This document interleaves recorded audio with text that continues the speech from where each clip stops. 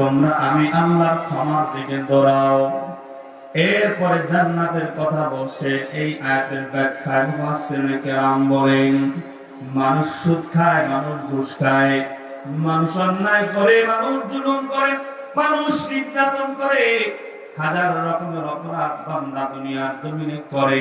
আমার আল্লাহ জানায় দেন, গোলাম দুনিয়ার জমির সব গুনাহ তুই করেছো, আমি আল্লাহর কাছে সারেন্ডার হইয়া তুই যদি ক্ষমা পেয়ে যাইতে পারো, আমি আল্লাহর জান্নাতের মালিক আমি আল্লাহ তোরে বানায় দিব।